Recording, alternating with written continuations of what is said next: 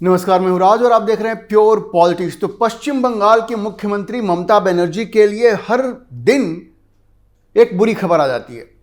अब देखिए, दिल्ली में जो तृणमूल कांग्रेस के सांसद हैं लोकसभा में, उसमें यह खबर आ रही थी पहले कि 20 सांसद हैं जो उनके खिलाफ हैं, लेकिन अब यह संख्या बढ़ती ही जा रही है। पहले तो वैसे 19 सांसदों की खबर थी, जो लेटर भी मीडिया में आया उसमें 19 लोगों का सिग्नेचर था, लेकिन उसके बाद में सुदीप बंदोपाध्याय जो ममता बनर्जी के बड़े खास हैं, उनकी भी खबर आ गई कि वो भी अब रिबेल कैंप को ज्वाइन कर लिए हैं। अब खबर तो ये भी है कि शायद ये सुदीप बंदोपाध्याय ही इस रिबेल गुट के नेता बन जाए। हालांकि बहुत स्पष्ट नहीं है, लेकिन ऐसी खबरें आ रही हैं कि ये भी हो सकता है कि काकोली घोष दास्तीदार की जगह सुदीप बंदोपाध्याय ये नए गुट के लीडर बन जाए यहां पे दिल्ली में लोकसभा में। लेकिन यह संख्या धीरे धीरे बढ़ती जा रही है लोकसभा में। दरअसल आपको पता है कि तृणमूल कांग्रेस के 28 सांसद हैं लोकसभा में। पहले खबर आई कि ये 19 लोग ममता बनर्जी को छोड़ करके अलग गुट बना रहे हैं और वही कह रहे हैं कि हम ही असली तृणमूल कांग्रेस हैं, हम ही असली तृणमूल कांग्रेस हैं। फिर यह खबर आई कि नहीं, वो संख्या 20 हो गई है। और अब यह खबर आ रही है, काकोली घोष दास्तीदार ने रविवार को कहा कि उनके पास 22 सांसद हैं। ये 20 में तो सुदीप बंदोपाध्याय हो गए, बाकी के 2 कौन हैं ये अभी उन्होंने नहीं बताया है, लेकिन उनका कहना है कि यह संख्या 22 हो गई है। और जिस तरह की खबरें आ रही हैं, यह संख्या और भी आगे बढ़ सकती है, क्योंकि ये जो कल्याण बनर्जी हैं, ये तो पहले वो भी रिबेल ग्रुप की तरफ ही जा रहे थे। जो बागी सांसद हैं उनके साथ ही वो जा रहे थे। ये तो उनका अंदर आना मना कर दिया गया है ना। काकोली घोष दास्तीदार ने कहा कि नहीं भाई, ये तो बड़ा गाली गलौज करने वाला व्यक्ति है, महिलाओं को गाली देता रहता है, मेरे साथ भी इसने गाली गलौज की है। इसलिए कल्याण बनर्जी ये रिबेल ग्रुप के साथ नहीं आ पाए, बागी सांसदों के साथ वो नहीं आ पाए, क्योंकि उनको बुलाया ही नहीं गया, और जब वो आना चाह रहे थे उनको रिजेक्ट कर दिया गया। लेकिन ये पासा कभी भी बदल सकता है। कल्याण बनर्जी कितने दिनों तक अभी रहेंगे ममता बनर्जी के साथ, क्योंकि उनकी जिस तरह की बेइज्जती अभिषेक बनर्जी ने की है उसे कल्याण बनर्जी भी भूले नहीं है। वो बातचीत भले कर रहे हैं कि अभिषेक बनर्जी बेटा जैसा है, उसने कह दिया तो क्या। तो आप ये मान के चलिए कल्याण बनर्जी किसी भी वक्त पलटी मार सकते हैं। और खबर तो ये भी है कि महुआ मोइत्रा वो भी कोशिश कर रही हैं, लेकिन उन्होंने इतना जहर उगला है, इतना जहर उगला है कि उनको भी कोई ये जो बागी सांसद हैं अपने साथ जोड़ने के लिए तैयार नहीं है। लेकिन राजनीति है, कुछ भी हो सकता है। ये संख्या और भी ऊपर जा सकती है।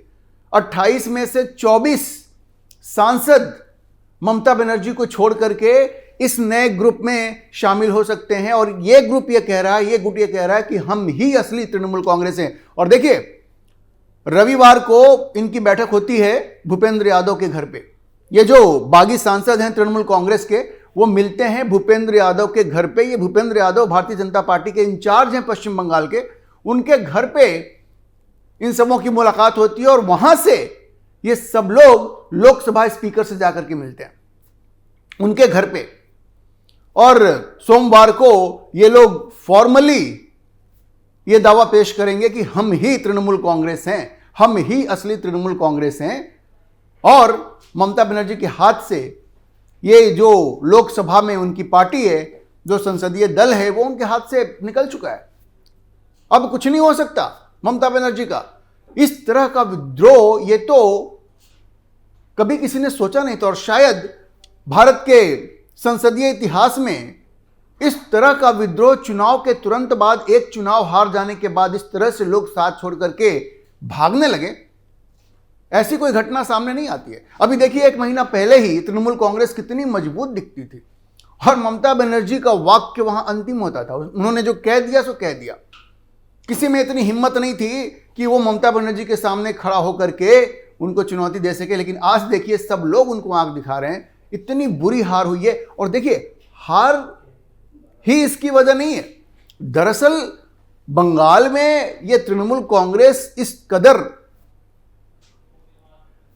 अलोकप्रिय हो गई है, इस कदर लोगों का गुस्सा इस पार्टी के प्रति है, क्योंकि 15 साल के शासनकाल में इस तरह की गुंडागर्दी इन लोगों ने की। ये सारा कट मनी, कोई सरकारी स्कीम है उसको अगर आम जनता तक पहुंचाना है तो उससे भी पैसा ले लिया, उसमें भी कट कमीशन लगा दिया। अब देखिए ना बंगाल में क्या हो रहा है, लोग खोज खोज के इनको निकाल रहे हैं, घर में घुस करके इनको निकाल रहे हैं और ये कह रहे हैं कि जो पैसा तुमने हमसे लिया है वो हमें वापस दो, और ये वापस दे रहे हैं, ये वापस दे रहे हैं। और ये जो गुंडा एलिमेंट्स थे, इन सबों की तो ऐसी पिटाई हो रही है, घर में घुस घुस करके इनकी पिटाई हो रही है, इन पे अंडे चल रहे हैं, इन पे पत्थर चल रहे हैं, तो इनकी स्थिति तो बेहद खराब है। और ये सब देख करके अब वो कौन ऐसा सांसद होगा जो ममता बनर्जी के साथ रुकेगा, क्योंकि चुनाव तो उनको भी लड़ना है, अपने क्षेत्र में जाएंगे, ये अंडे पड़ जाएंगे इनके ऊपर। अब देखिए महुआ मोइत्रा को किस तरह का डर हो गया है, वो कह रही है कि अगर मुझे किसी ने अंडा मारा तो मैं उसके ऊपर केस करूंगी थाने में। अब थाना में केस नहीं होगा तो मैं कोर्ट में जाऊंगी, लोअर कोर्ट में केस दर्ज नहीं होगा तो हम हाई कोर्ट में जाएंगे, और हाई कोर्ट में केस दर्ज नहीं हुआ तो सुप्रीम कोर्ट जाएंगे। डर कितना है ये सोचिए, डर का माहौल है, थर थर कांप रहे हैं तृणमूल कांग्रेस के जो सांसद हैं, और इसलिए ये सब लोग ममता बनर्जी को छोड़ करके भाग रहे हैं। आप सोचिए कि जब आपकी राजनीति निरंकुश हो जाती है, सत्ता के मोह में आप इस कदर फंस जाते हैं, तो फिर यही होता है। अच्छा, मजे की बात यह है कि ये जो विद्रोही गुट है उसमें कुछ ऐसे लोग लीडरशिप रोल में आ गए हैं जो कि ममता बनर्जी के बड़े करीबी हुआ करते थे। काकोली घोष दास्तीदार, वो तो इस पैक की लीडर थी। अब ये जो शताब्दी रॉय हैं, माला रॉय जो साउथ कैलकाटा से आती हैं, वहां से चुनी गई हैं, शताब्दी रॉय जो इतनी करीबी थी ममता बनर्जी की, प्रसून बनर्जी और सायोनी घोष। भाई सायोनी घोष ममता बनर्जी के दिल के टुकड़ा, आंखों का टुकड़ा। महुआ मोइत्रा कहती हैं कि तो मेरी बेटी जैसी थी, बहन जैसी थी। सायोनी घोष ने भी पलटी मार दी। सब लोग तितर बितर हो गए हैं, सब लोग ममता बनर्जी को छोड़ करके भाग रहे हैं। और जब इन नामों को आप देखते हैं, इन शख्सियतों को आप देखते हैं, तो आपको ये बात समझ में आएगी कि राजनीति में कितनी झूठ बोली जाती है और किस कदर पाला बदला जाता है। लोग कहते हैं ना नीतीश कुमार को क्यों पलटी मारे, लेकिन देखिए पलटी मारों की नई फौज तैयार हो गई है, और ये सब इनको माफ नहीं किया जा सकता। आज ममता बनर्जी हारी हैं तो आप उनका साथ छोड़ करके भाग रहे हो और कह रहे हो कि वहां भ्रष्टाचार था, गुंडागर्दी थी, और 15 साल में तुम लोगों ने सब ने मिल करके पश्चिम बंगाल की जनता को लूटा, खसोटा, उसको अपमानित किया, गालियां दी। हिंदुओं के साथ इतना अत्याचार हुआ, हिंदू महिलाओं के साथ बलात्कार हुआ, हिंदुओं की जान को जान नहीं समझा गया। अपने ही देश में, अपने ही राज्य में उनको दोयम दर्जे का नागरिक बना करके रखा गया। तो ये सब लोग कहां थे? आप सोचिए कि ये जो अभी विधानसभा का चुनाव हुआ है, अगर इस चुनाव में ममता बनर्जी जीत जाती तो क्या ये सब लोग, ये शताब्दी रॉय, काकोली घोष, माला रॉय, प्रसून बनर्जी, सायोनी घोष, ये जितने भी लोग हैं, ये क्या ममता बनर्जी को छोड़ते? नहीं छोड़ते ना। तो आप ये मान के चलिए कि ये सब जो लोग हैं, इनका कोई हृदय परिवर्तन नहीं हुआ है। ये डरे हुए हैं, ये सहमे हुए हैं, इनको पिटाई का डर है, इनको अगला चुनाव हारने का डर है, इसलिए ये पाला छोड़ करके, ममता बनर्जी का पाला छोड़ करके भाग रहे हैं। खैर ठीक है, देर आए दुरुस्त आए।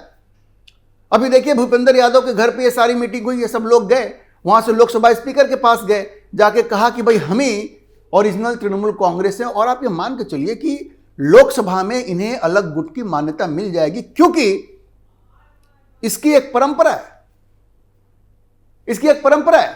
जब अब ये एक दो जो उनकी सांसद हैं ममता बनर्जी के, ये सागरिका घोष हैं, वो कहती हैं कि नहीं, ये तो संभव ही नहीं है, जब तक वो पार्टी मर्ज नहीं होगी तब तक इनकी सदस्यता नहीं बचेगी, ये लोग सब डिस्क्वालीफाई हो जाएंगे, क्योंकि अलग गुट बनाने का कोई ऐसा प्रावधान नहीं है, ऐसी कोई परंपरा नहीं है। उनको कहती है, पत्रकार है, इनको कुछ मालूम है नहीं।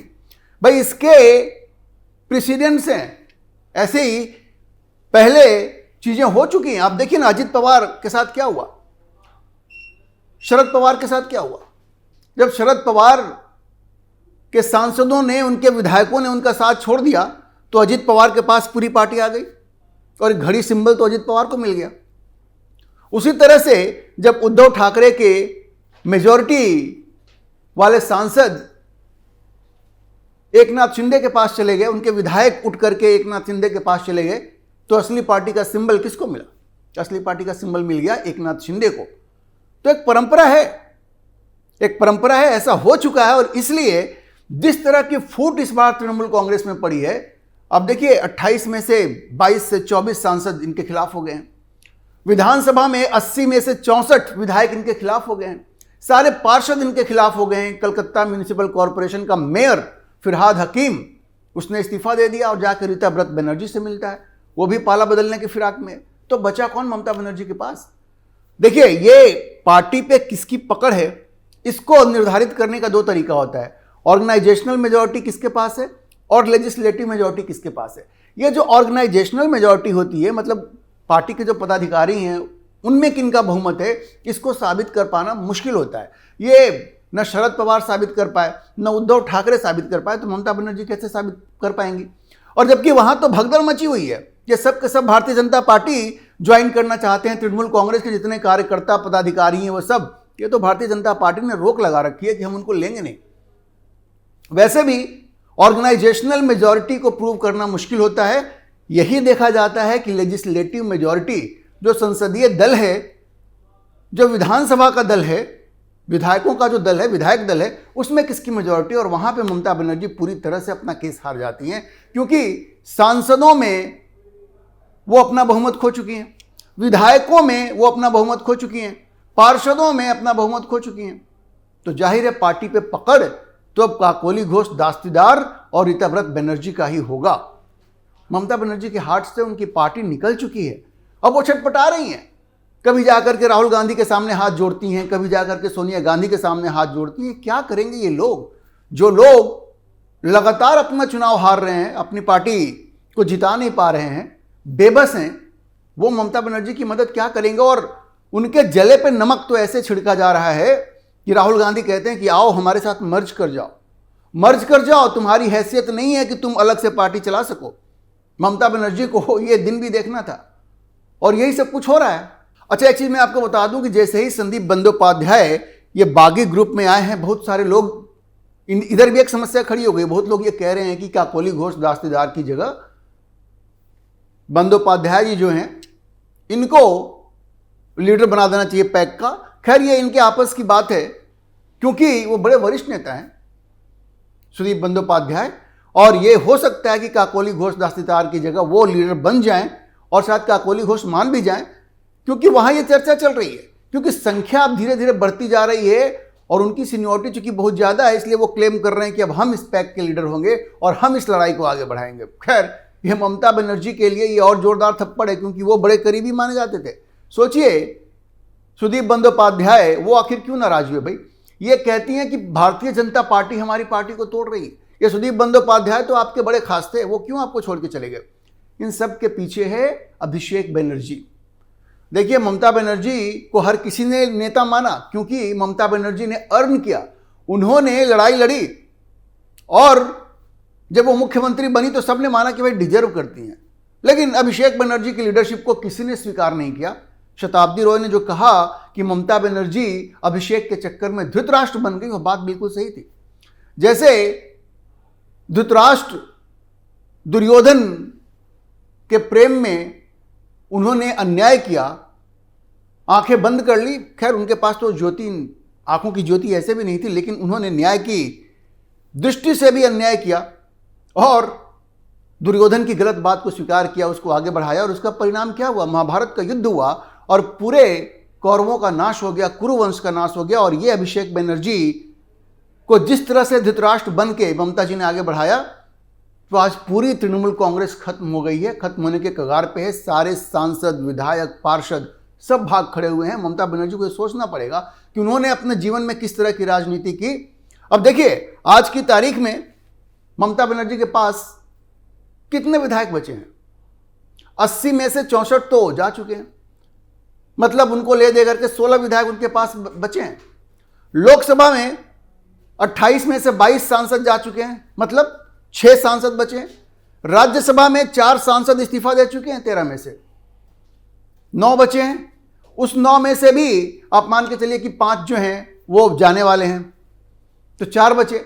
मतलब सारे विधायक, सांसद सब के सब खत्म हो गए, सब के सब खत्म हो गए। अब उनके पास कुछ नहीं बचा है। 4 दिन में 4 राज्यसभा सांसद इस्तीफा दे चुके हैं। और आप ये समझिए कि ममता बनर्जी पूरी तरह से परेशान है। उनको ये समझ में नहीं आ रहा कि अब क्या किया जाए। वो कभी दौड़ के सोनिया गांधी के पास जाती हैं, कभी राहुल गांधी के पास जाती हैं, वहां से कोई समाधान नहीं होगा। ममता जी, अब ये समय आया है कि आपको अपने पापों का प्रायश्चित करना पड़ रहा है, उसकी कीमत चुकानी पड़ रही है। आपके सामने आगे राजनीति में कोई ज्यादा संभावना नहीं दिख रही है। हालांकि ये कहना बहुत जल्दबाजी होती है, राजनीति किसी की खत्म नहीं होती है, लेकिन पश्चिम बंगाल के मन में तृणमूल कांग्रेस के प्रति इतनी नफरत है कि ममता बनर्जी अगर अपनी राजनीति को इसी मुकाम पे खत्म करें तो यही उनके लिए ज्यादा बढ़िया होगा। वरना क्या पता इनके भी ऊपर भी अंडे चल जाएं, पत्थर चल जाएं। चोर चोर का नारा तो लग ही चुका है। तो ममता बनर्जी को सोचना चाहिए कि अगर उन्हें इज्जत से आगे रहना है तो राजनीति वो छोड़ दें ही बेहतर है, वरना उनके ऊपर भी अंडे पड़ सकते हैं, उनके ऊपर भी पत्थर पड़ सकते हैं। अभी के लिए इतना ही। हम इस खबर पर नजर बनाए रखेंगे और आपको अपडेट करते रहेंगे। इस विषय पर आप क्या सोचते हैं अपनी राय कमेंट बॉक्स में जरूर लिखें। और अगर आपको वीडियो पसंद आया हो तो आप इसे लाइक करें, शेयर करें और हमारे चैनल को सब्सक्राइब जरूर करें।